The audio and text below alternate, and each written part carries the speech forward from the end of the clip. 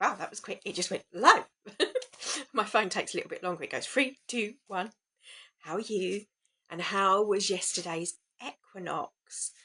A bit bare. So my necklace all hidden under here. Yeah, it's to be. So I thought, I haven't been doing the lives. This morning I did a recording, which I'll pop up later, the movement for me's, that I kind of been doing them, but I haven't been posting the day. So I thought this morning, oh, what day is this? I need to look back and count what day it is, because obviously some of those I haven't done a post. I've just been doing the lives on YouTube and with the members, but not making it about me, but making sure I do the movement for me. That bit's about me, and taking care of my self-care needs. So we had an equinox yesterday. Do you celebrate the equinox? Do you know what the equinox is? The balance of night and day being equal. We've got about a week now where it will be like that. And it's kind of like a shifting season. I say this a lot in my lives, that when the wind comes, you get them in March as well. So in the southern hemisphere, it'll be their springtime, and for us in the northern hemisphere, it's the autumn or fall. And so the equinoxes are the equal balancing parts. But around that time, when the wind picks up, it reminds me of the movie. Have you seen the movie Chocolat with Johnny Depp in? And I read the book by Joanna Harrison, is it? I've got a signed copy actually from her. Not of that book, but one of her other books. But lovely book, and I loved the story. But in the book, there's this narration voice, and she says about she felt when the wind was coming and the winds of change. And I hear that little narration voice every time the wind picks up. You feel it in the air. Do you know what I mean? Do you resonate with that? So, yeah, that feeling and the winds. And on Monday, we had that Monday chaotic. If you watch my live that I do on a Monday session, which you can book, I invite you to come along. If you're local, you can come in person. If not, just book it on Eventbrite and you can come. The first one's free anyway, and then afterwards it's nominal amount.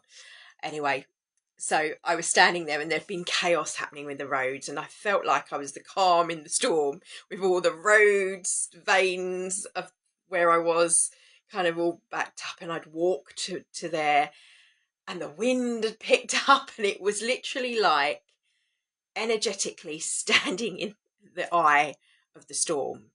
And I kind of feel as though a lot of us are feeling that way in a way with what's happening here, those who are energy sensitives. And it's hard not to get caught up, to get blown away with everything that's going on. It doesn't mean that you ignore it. It doesn't mean that you're burying your head in the sand even. It's, in fact, I think you're very much aware of it. It's about anchoring like a tree, rooting down, to really grounding, to allow that. It's a season that we're in TCM, in traditional Chinese medicine. We talk about the element of wood. Wood bends, it's pliable, it's resilient in that way, that it allows itself to move when it needs to move. It's not necessarily just rooted, although you think of a tree as being rooted. It's rooted, it's grounded, but it's not immovable. It moves still, but it's immovable in the fact that it can hold its ground. It can hold that nice trunk. And I was talking about this week and the energy of the eclipse that we had, and yesterday's equinox, and we have new moon in Virgo as well, which is structures and all these other stuff. There's loads of themes that we can go into, and I want to go into today talking about the synchronistic wisdom that came through in symbolism that I was shown after my meditation yesterday. So and when I looked up the meaning, was drawn to look up the meaning, interestingly enough, these themes have kind of coming through in the movement practice that I did this morning. Hello, darling. You come and say hello. I want to knock it now. You want to get up on there, or you want to go over there? You want to say hello? You look like, oh, you are going to stay. I was going to say, you look like you're about to jump off. You've gone for a cuddle. No? Oh, we're going to sit down. Okay. So, this is one of my beautiful boys. My boys. My furry boys, furry babies. I have 2 children as well. Are you saying hello? Show how big you are when you sit on me. So, now you have all of Mummy's attention. They're going to go, oh, yes. All right. I know. It's cold out there, mate. You don't want to go out there. You probably do. But so, I thought I would jump on, do our daily lives, and talk a little bit, because obviously this will go up on the channel afterwards, onto YouTube, about where I went yesterday.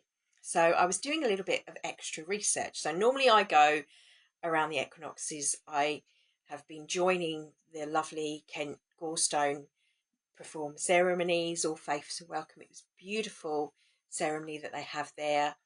And I wasn't able to go on Saturday. It was one of my grandma's 90th birthday parties at home, so we were with family, and my family here, and we were we're busy, so I didn't go Sunday with my family, and then on Monday, yesterday, I'm recording this on Tuesday, the day after the equinox, I went by myself, and there was a lovely couple that had walked there from Addington that I met, so shout out to them. They said they look up the videos, and I've recorded on my channel. There's this little mini ceremony. I didn't record all of it, I just recorded part of it. I could feel my guidance saying this is sacred, so there was a kind of, I did a nod to an ode to what was to share, and asked if there was anything to share, and obviously I'm sharing now after the effect, but and in the video a little bit of love language comes out, and I'm saying a blessing to the ancestors, but it starts off, there's no sound, because you can add whatever your belief structures around that, but I was connecting to all the elements and giving sacred, hence, and was very still, and it is about the balance and obviously being still, so you'll see that about the video. So it was more just showing people, honouring that site, but I wanted to honour that further by talking a little bit about the site itself. So it's interesting. Where is it here? National Trust says, and it is a National Trust. I'm a member of and supporter of them. So dating to 3985 to 3855 BC, Cauldron and Longborough is over 1,000 years older than Stonehenge. The site was altered during the medieval period, making it difficult for archaeologists. Oh my God, excuse me. Archaeologists. Archaeologists. There we go. To agree, get my brain to engage, exactly what the purpose of this ancient place had been. Eventually found to be a communal family tomb, Cauldron and Longborough was a history of magic and enchantment. The medieval alterations during that period, places like Cauldron and Longborough were considered unholy, and people tried to remove traces of them. Now, someone was saying yesterday, there's nothing in Kent left, the other side of like sort of Somerset way, there's not many stone circles. And my instant answer, and I should have said actually, was maybe there's not now, but I feel there was, and I definitely feel there's these mounds. They possibly are natural formations, but I feel there's something around those mounds in Folkestone. If you look at it, it's like if you watch the ocean and you see the sand, the ripples it makes, and when the tide goes out, it looks like huge versions of that. in the way the rolling landscape and the way it has been created.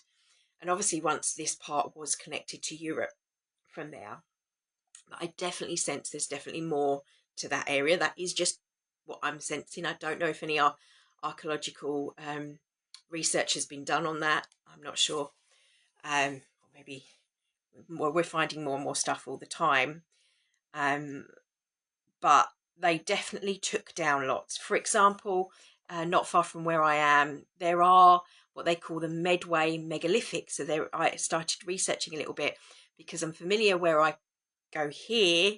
That line lines up with on an energetical line that links with the meridian line. So it's the closest line for me to go to do any grid work.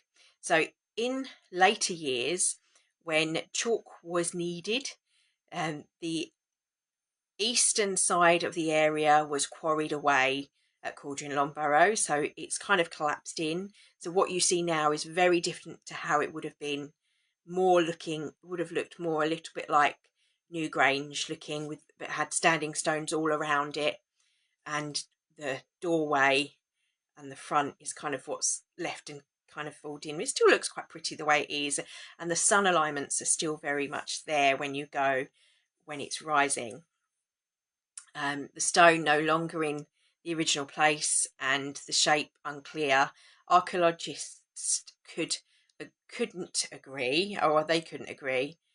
My sense is it would have looked a bit like Newgrange, what the site had been used for. So they still don't know what it was. It was adapted, and eventually people at the burial, and they, I'll read what they put anyway. In the late 13th century, local archaeologist Benjamin Harrison believed it was a stone circle like Stonehenge, although on a much smaller scale. Others thought it was part of a processional route to Kit's Coty house, which is nearer to where I am, another of the Medway megalithics, or a rectangular enclosure around a chamber. The argument continued well into the 20th century when it was finally decided that it was, in fact, the communal tomb of a rectangular Longbarrow. As was custom in many areas, the bodies were probably originally laid to rest elsewhere, and the bones then moved and placed here years later. So there are lots of cultures where they would take their ancestors' bones and energy from the bones, and they would honour their bones. Family tombs, a number of the bones were discovered within the burial chamber, probably from more than 22 men, women and children, ranging in age from a newborn baby to elderly people. Studies by the Royal College of Surgeons show they were likely to have been close family members, so generational. What's in a name? I thought this was quite lovely. Until the 14th century, nearly all places were named as a result of their environment. What could cauldron have meant? In the Antiquities of Cornwall book published in 1754, William Bollas stated that the name cauldron comes from the Cornish word galdrum. If correct, it would mean that cauldron translates as place of enchantment. Whenever or not if this is true, it certainly feels appropriate, as many people believe that Cauldron Longbarrow is an enchanted site. Many people, and I've been listening to the videos they were saying about the energy, with someone dousing there as well, and the lines sort of run straight through and on to the other site. A national important site, this Longbarrow has been cared for by the National Trust since 1926, when it was acquired in memory of archaeologist Benjamin Harrison as a scheduled ancient monument the site is now a national one of importance. What I found interesting is that it was coming up as one of the oldest, and 1,000 years older than Stonehenge. Obviously, there are lots more older sites now than that. We've got I never pronounce this right, so please excuse my pronunciation. Gobbly Bibliotepi.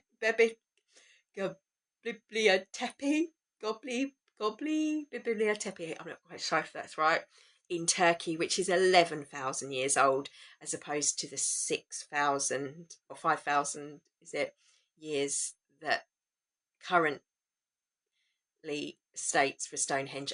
I feel that Stonehenge was being moved from elsewhere. There's the blue stone. When I went there for my birthday, which is the first time I went, I wasn't as sensitive to energy. The second time, I think I spoke about it in the live when I was there. Oh, I found it really hard not to walk to it. It was like it was dragging me in. I had to walk back because I didn't want to get told off, because you can't go in. You can pay to go there set like early hours, but and obviously at solstice, but I've never been when it's got so many people there. The energy then feels like, I don't know, it just felt really strong, but it also felt like it was from that terrain. It was from elsewhere, further up north. The other place, and when I was looking up, would it come up? Hang on, go back. If I go back, if I can go forward. So, oldest megalithic sites in the UK. I can never say them. Standing stones on the Isle of Lewis are among the oldest, and this is one of the sites I want to go. It's 3000 BC. Other ancient significant megaliths are the Ring of Brogna, the other one that I feel pulled to, and Castellong stones in Cumbria, Stonehenge, obviously, Avebury. Avery feels like it's broken. It's almost energetically as well. It's still very, very powerful, which makes you think, God, what would it have been like when it was in its heyday, that energy? Notable megalithic sites, you've got Rolling Right Stone, Stratton Drew at Somerset, Oxford and Wiltshire stones, and the one in Cornwall. Craigna Craig is the other one, and Ring of Brogna, the two in the north that I feel pulled to. So a little bit of obviously about the history. So why there? And I've been going, so I honour the ancestors, not just of my own ancestors, the ancestors of the land, those that have been before.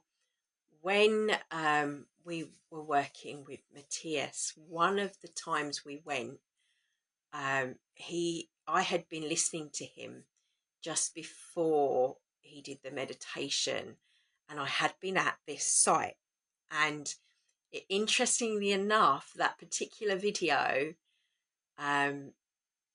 he, while I was there, he started to talk about others, and he was referencing from the UK, and actually the accent and he that came through. So it's interesting that is who he channeled at the time because of where I was, and he was saying about he'd been buried long outside of where, like from from up in Scotland way and down, and I felt like, yeah. And he was saying in this particular live there wasn't that many of them that were awake at that time, a few hundred, and that they were trying to do this work. Now there's hundreds of thousands of us that are working with grid work and the energy and aware of what's happening, and it's beautiful. All these bubbles, some are not aware of each other, but they're in physically, but mentally definitely, and on the planes of energy, and all working with a common goal of being in the highest good of all of humanity, regardless of our own faiths, beliefs, etc. So interesting. I asked, "Is there anything that we need to know?" And as I was driving back, there was this van in front of me with Pegasus on, and I said Pegasus, and I just kept staring at it. It kept being drawn back, and I thought. So I asked this afterwards, is this a message? It was yes. And then I looked up what is the meaning, and I'm going to go to, is it going to be on here? I think I kept it up. No, that's the benefits of banging the drum. All right, hang on. Ah, yeah, here it is. Wrong page. I knew I kept it. So, Pegasus has two primary meanings. First, in Greek mythology, it is a legendary winged horse born from the blood of the Gorgon Medusa. Medusa happens to be, apparently, according to Yasmin Boland, one of my goddesses. And I love the myth of that. It's because it's been twisted completely. So that's interesting to know why that had come up. Anyway, famous for carrying the hero Belephos and causing the Hippocrates spring to flow. Second, it is the largest constellation in the northern sky, known for its distinct square space. And I thought, I think it's saying about the square, is that to do with that? I don't know if it lines up or not. I'd have to look that up. Any any astrologists out there? No, it's not astrology. It's cosmologists out there. Let me know. But the origin, Pegasus sprung from the blood of Medusa. When the hero Pegasus beheaded her, he was fathered by Poseidon, and I thought this is to do with like the myths. This has links roots. The adventure, the hero, famous for capturing and rode Pegasus, with whom he battled the Chimera. And I hadn't gone into that. We'll do that at another tangents, the Chimera. But with the powerful hoofs, Pegasus struck Mount Helicon, creating the spring of Hippocrene, with, I've probably said that completely wrong, Hippocrene, which was said to be the source of poetic inspiration, our divine inspiration. And the fate of Pegasus eventually became the servant of Zeus, the king of the gods, and was placed among the stars as a constellation. As a constellation, it is predominantly constellation. It is the northern hemisphere, located near set constellations like Andromeda and Pisces, and it is recognized by four bright stars forming a large square which represents the body of the mystical horse. Due to its connection with the inspirational spring and its ability to fly, Pegasus can also symbolize poetic inspiration, sudden insights, or a miraculous, untangible force of creativity. And one of the things that come to me is in reading the first thing, the fact that Medusa, it sprung from the blood of Medusa, the poisonous blood was alchemized and transformed into something beautiful. And then I'd seen the post. Let me see if I can get it up. I think I shared it on, yeah, I might have shared it. Did I share it on I think I shared it on Facebook. So if I just sneak into here, let me find me, sorry.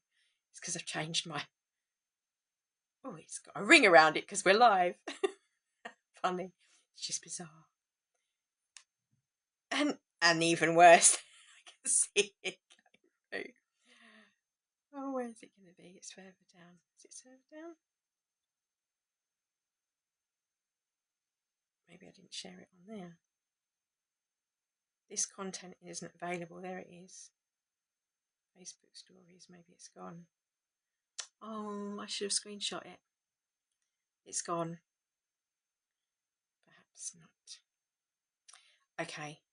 I don't think I did a screenshot. I'll have a look just to check. because I shared the post instead. He was referring to, now see if I can read, I wanted to, so I am paraphrasing now, how certain that there was one screenshot was about the earthquakes and another was about a particular area and referring to poisons being alchemized, and it just made me think in synchronicity to what I'd seen of and hearing Pegasus as a symbol is the message. It's about taking flight. So what was coming through for me, or what I wanted to express, my interpretation of what that meant was taking flight,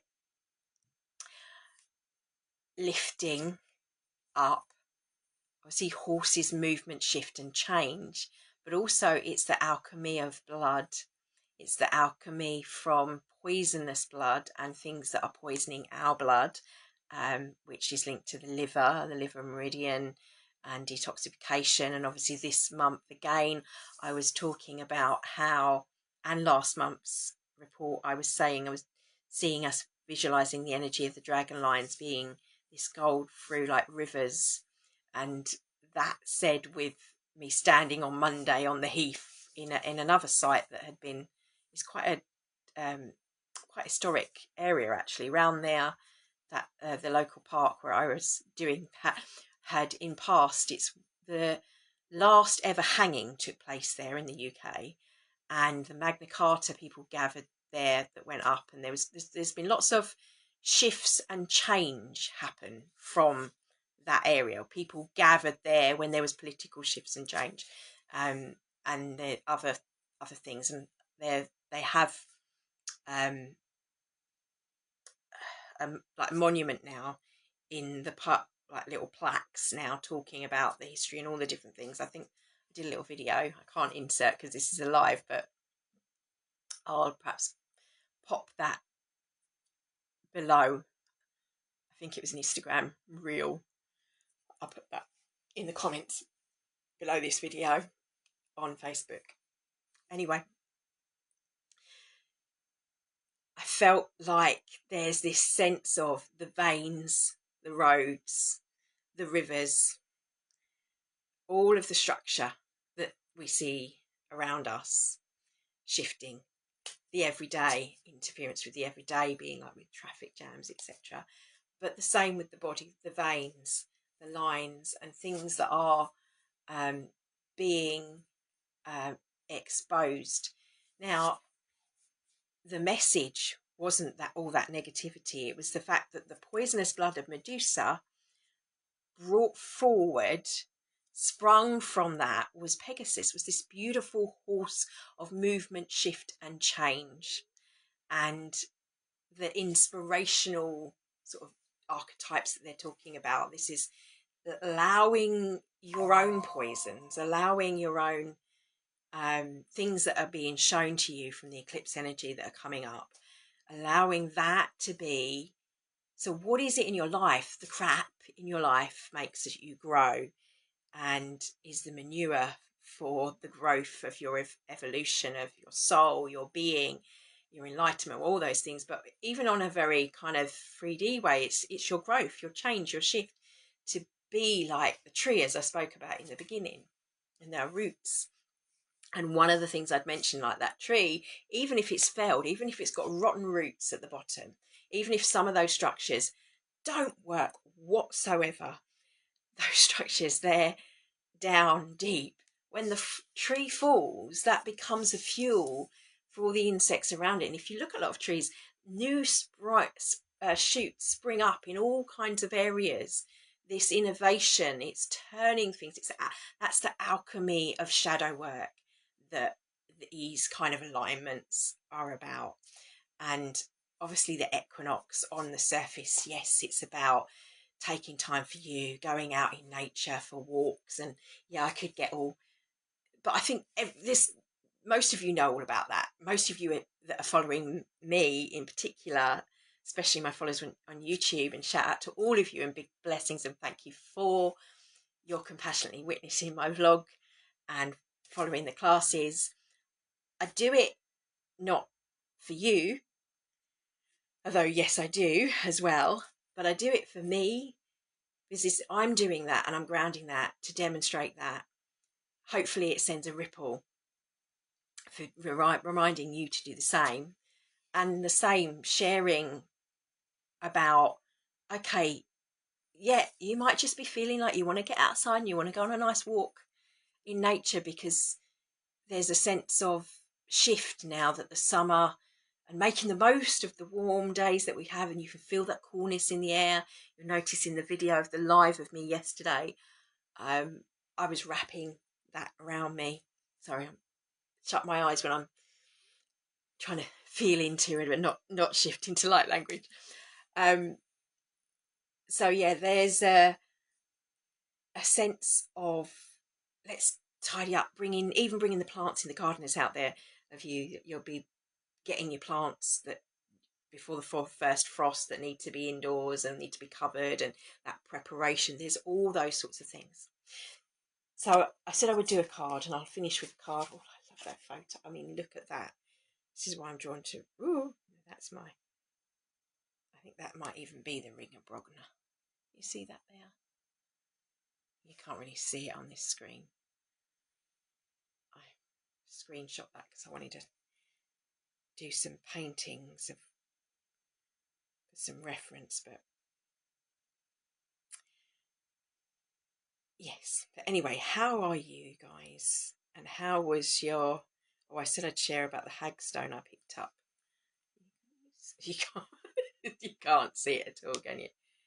It. Oh, no. We'll leave that. So we'll go straight to our cards. But what was the other thing? Is there anything that I wanted to ask? I wanted to share about the story of Pegasus, and for this new moon that we've just had, obviously keeping our focus so it's not alchemized in negativity, allowing any negativity for you to fuel for yourself, not for selfish reasons, but to step into your own sovereignty of what is right for you. How can I grow? How, if something's triggering you, why is it triggering you?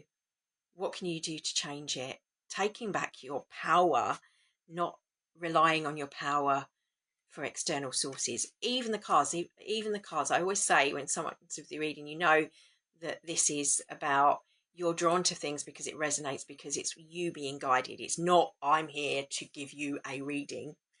There is a kind of energy exchange because it's my time I'm sharing. So that's what happens when you have a personal reading. But it is not about you have to go to me or to anyone to get that information. That information comes from you, because even when you're sitting, you're having those readings, it is what resonates with you, and some things will be coming to you, and it will have meaning for you that won't reference with what necessarily is coming out. And even when I'm doing it, it's like I'm feeling the thought transfer. It's you're projecting what it is you want to know by frequency. It's a tuning fork of those that are wanting a question, and the universe through me in a way is answering as to symbols in front of us and the synchronicities around us. When you learn to read that language, it is flowing to you always, never cut off. There is an abundance of it around you. So let's pull a card. I picked these ones from Carl Gray because of the fact they're angels and ancestors, and we were honouring, or I was honouring, the ancestry of my bloodline, the ancestry of the territory I'm in and born into, and the land of my mum being the Scottish bloodline, and then the Eastern Indian and soul bloodlines and past life memory bloodlines. Whatever it is you choose, what resonates with you, what is it we need to know in this life today? And any spite that comes through from anything that's triggering you, ask yourself, why does that trigger me? What is it that it means to me? What does it represent to me? Okay. Stargazer. Set your sights high. Now, I always used to just read these straight from the book, and the book, I'm sure many of you have the book and you can do that. But what's this? This is about looking up into the night sky and seeing the shifts, honouring how we see. And it also a reminder that what we see, so think of the earth, what we see in the sky, we see that is those stars. Now, this might blow your mind a little bit. As you look at those stars, you think of them as being there, they're set in the heavens. That is determined by the point of where you view them, meaning that we're viewing here from Earth. Elsewhere, they are completely different. Everything is a matter of perspective. Seeing it in its highest means seeing the frequency of it, seeing the vibration of it, of everything being in vibration. So as we look to the stars and we look to the heavens, it's not necessarily about looking up, although I just said about looking and being out in nature, and there is a surface level of that. Like if you're in the desert, there's no light pollution, you can see. But it's about seeing beyond the fact that we are made from stardust. We are the stars. And grounding that information that's coming from the light as it hits us, catching it, feeling it, anchoring it.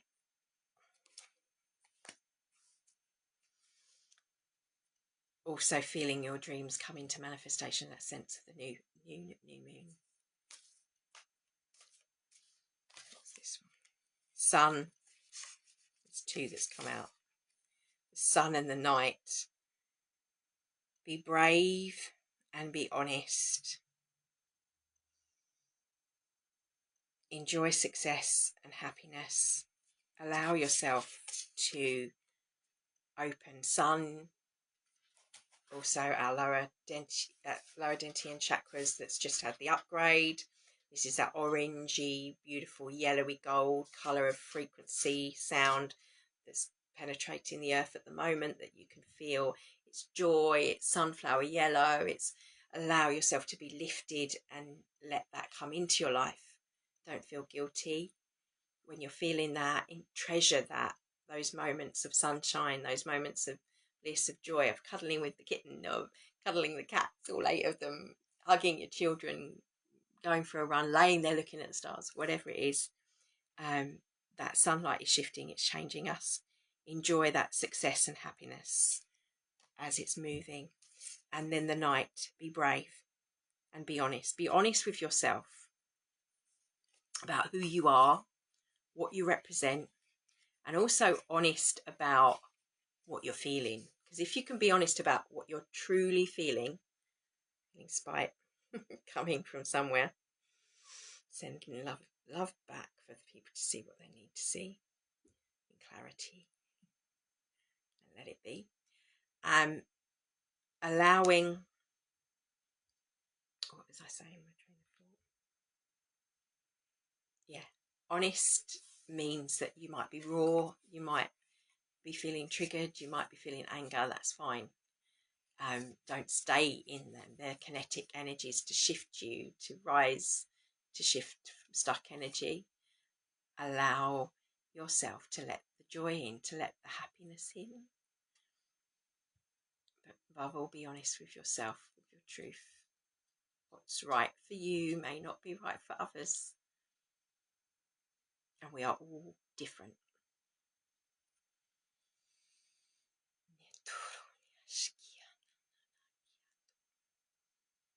Blessings. I'm going to leave it at that because I want it to be quick, and I did do a longer reading, but there's a couple of things that I've created for last week, for this week, and for moving through this energy. So, and I can feel the energy coming through. So, sword of truth, be honest. Stand in your truth. This is rose flowering and the cat walking behind me, distracting me. Let the sun shine on your happiness in your life. What is lighting up for you? What is bringing you joy? Look to that and keep your focus at its highest, sights high, and in the highest good of all of humanity. If that thought you've just had, is it something you want into reality? If it's not, then see it in its highest exaltation of whatever that, and constantly trying to see that in its highest good. What can I do for the highest good? What's in my highest good right now? What's in the most, what's going to bring joy and happiness is generally what's in the highest good, because that is higher frequency, highest path for you to, easiest way to see within that. But it doesn't mean that you don't shy away from or be brave about being honest with yourself about what isn't right for you. So anyway, love and blessings and happy equinox.